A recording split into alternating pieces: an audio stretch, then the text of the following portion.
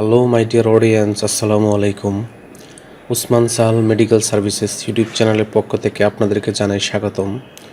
আশা করি আল্লাহর রহমতে আপনারা সবাই ভালো আছেন।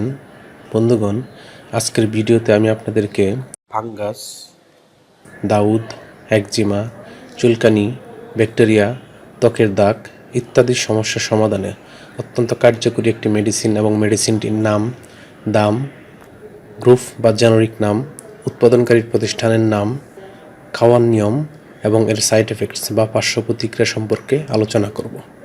তবে ভিডিওটি শুরু করার আগে আপনাদের প্রতি রিকোয়েস্ট, আপনি যদি আমার চ্যানেলে নতুন হয়ে থাকেন তাহলে অবশ্যই চ্যানেলটি সাবস্ক্রাইব করবেন এবং পাশাপাশি লাইক, কমেন্টস এবং শেয়ার করবেন। বন্ধুগণ, আমরা বিভিন্ন সময় বিভিন্ন ধরনের চর্মরোগ, ফাঙ্গাস, দাউদ, একজিমা, চুলকানি, ব্যাকটেরিয়া, ত্বকের দাগ ইত্যাদি সমস্যায় ভুগে থাকি।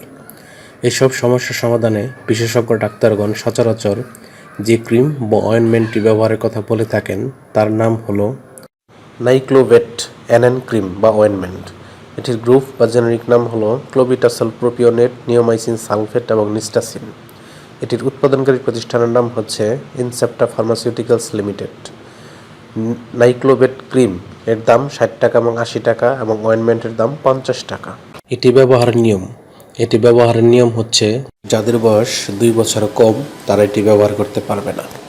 অন্যদিকে যাদের বয়স 2 বছরের ঊর্ধ্বে বা প্রাপ্তবয়স্ক তারা এসব রোগে যারা আক্রান্ত হয়েছেন তারা আক্রান্ত স্থান ভালোভাবে পানি দিয়ে পরিষ্কার করে আক্রান্ত স্থানে দিনে সর্বোচ্চ 2 বার আলতোভাবে ব্যবহার করতে পারবেন।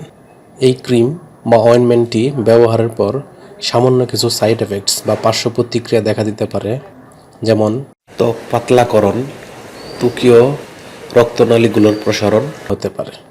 গর্ভাবস্থায় এবং স্তন্যদানকালীন সময়ে মহিলারা এটি ব্যবহারের পূর্বে অবশ্যই রেজিস্টার্ড চিকিৎসকের পরামর্শ নেবেন। প্রকৃতপক্ষে যে কোনো ঔষধ ব্যবহার কিংবা খাওয়ার পূর্বে রেজিস্টার্ড ডাক্তারের পরামর্শ নেওয়া বাধ্যতামূলক। এই ঔষধটি আলো ও আর্দ্রতা থেকে দূরে 30 ডিগ্রি সেন্টিগ্রেড তাপমাত্রা নিচে রাখতে হবে এবং এটি ফ্রিজে রাখা যাবে না এবং শিশুদের হাতের নাগালের বাইরে রাখতে হবে। একই সাথে যে কোনো ঔষধ ক্রয়ের পূর্বে অবশ্যই ঔষধটির উৎপাদন তারিখ এবং মেয়াদ উত্তীর্ণের তারিখ দেখে নিতে হবে। ধন্যবাদ।